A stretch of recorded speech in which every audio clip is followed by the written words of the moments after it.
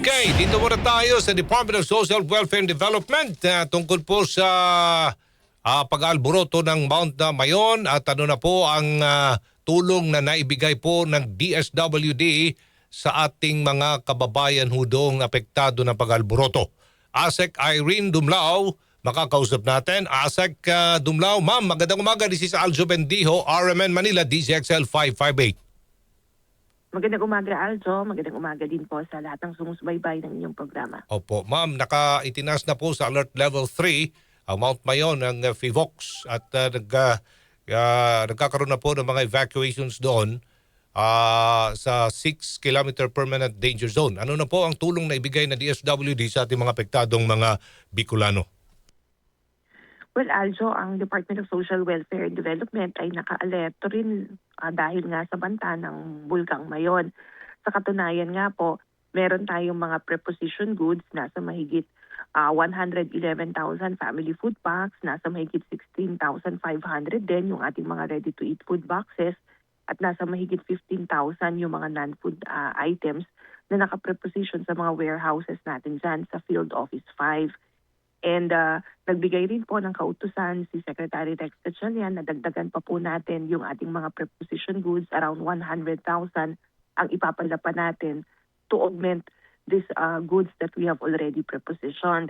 Ang aming pong regional director, si R.D. Norman, dyan sa Region 5 ay nakikipag-ugnayan din sa local PDRM and dun sa mga local officials upang matiyak na makakapag-provide din po tayo ng mga family food packs doon sa mga lumikas mula nga sa kanilang mga tahanan.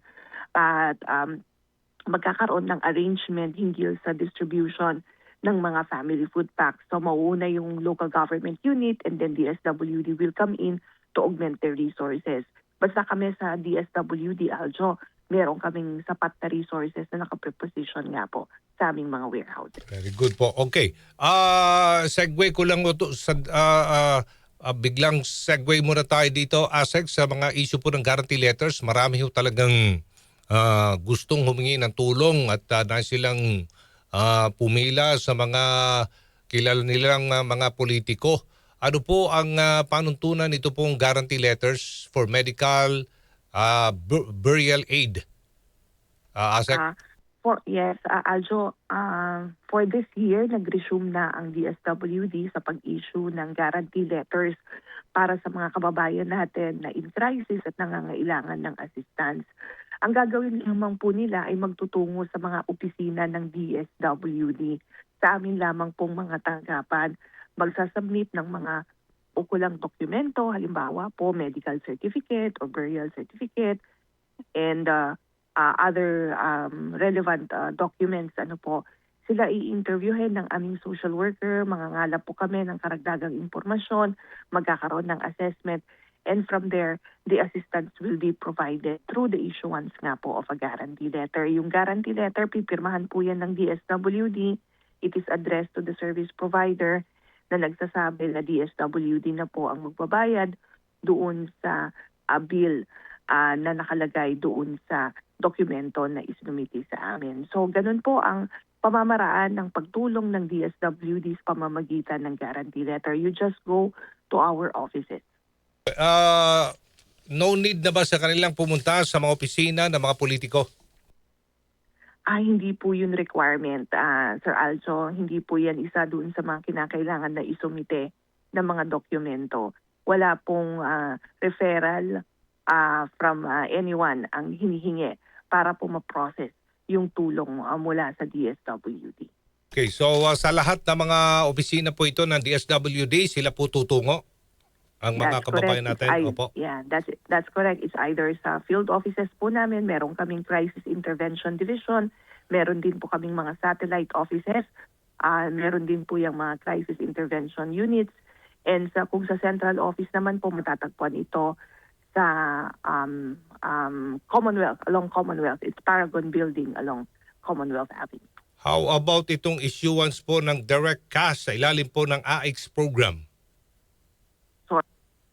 Na po Aljo. Kung cash, if cash po muna,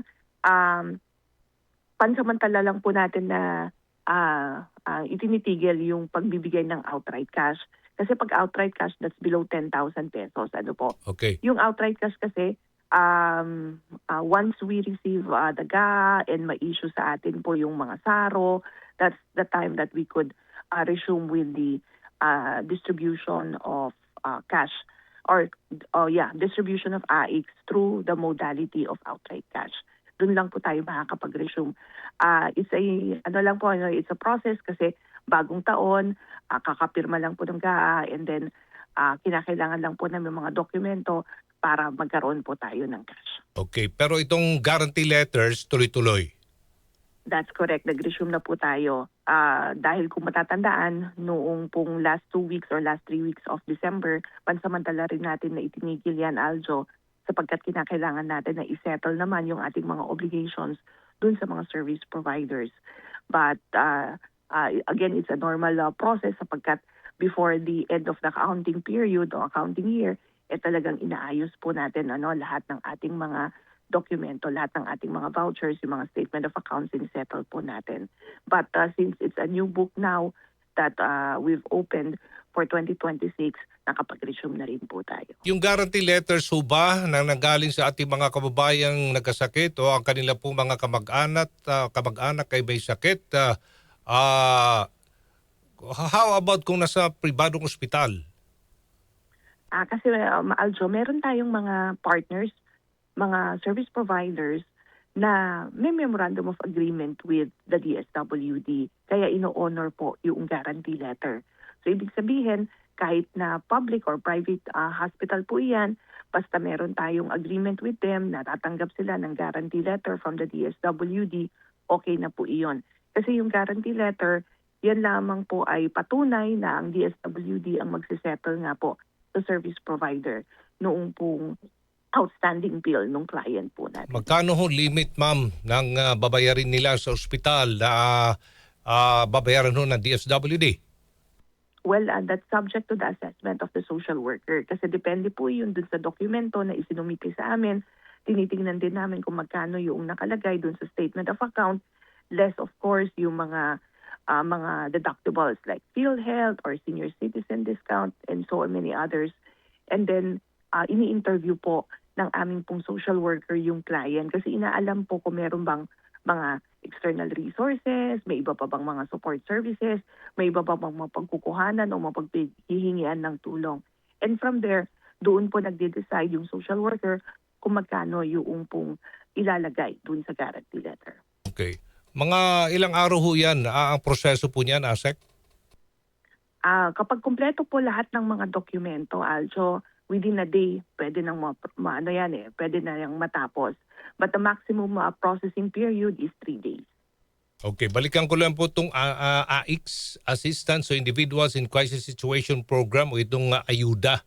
Ilan na ho nationwide mga Pilipino nakatanggap po nitong assistance na ito from DSWD? Itong Assistance to Individuals in Crisis Situation, actually, ito yung programa na pinag-uusapan natin hinggil nga sa pagbibigay ng direct and immediate financial assistance to cushion the effect of a crisis or an adverse shock na nakaka-apekto sa isang individual o isang pamilya. Ito yung may dalawang pamamaraan ng pagbibigay ng tulong. It's either outright cash or through the issuance of a guarantee letter. Outright cash kasi kapag hindi hihigit sa 10,000 piso, pero kapag po hihigit na yan sa 10,000 piso, we issue a guarantee letter. So under the AIX program, nagpo-provide tayo ng medical assistance, burial assistance, nandiyan din yung transportation, cash relief, meron din dyan yung non-material naman or non-financial, which is kabilang dyan yung mga psychosocial interventions, referrals, and counseling services and other services under AIX. Sa taong 2025, nasa mahigit 8 million po yung ating natulungan under this program. We're above target actually sapagkat marami po talaga tayong inassist na mga individuals in crisis noong taong nakaraan. Also. Opo. At tumaas yata yung budget, no? Tama ho ba, ma'am? From 26 billion to now 63.9 billion piso. That's correct. For 2026, nadagdagan po Okay. yung pondo ng AIC sapagkat nakita ng ating mga kongresista na malaki po yung naging marami yung mga naapektuhan ng iba't ibang mga kalamidad the previous years. And pangalawa, merong kinakailangang karagdagang pondo para sa maayos na implementasyon ng Free Funeral Services Act, which lapsed into law sometime September of 2025. At binubuo yung IRR niyan. So this year, we will fully implement it. Ibig kasing sabihin yan, lahat ng mga service providers, kahit wala pong memorandum of agreement with us, ay kinakailangan po na tumanggap ng guarantee letter from the DSWD sapagkat sila po ay mandated to provide funeral package services for the indigent to ensure that they could provide or accord a decent burial services for their departed loved ones. So wala na hong mga politiko po ang makikita habang namimigay po ng ayuda ang DSWD. Well, alinsunod sa kautusan ng Pangulong Marcos Jr. na tiyakin nga po na insulated yung ating programs and services from any forms of political interferences. Yan po ay titiyakin at maayos na isa sa katuparan po ng DSWD.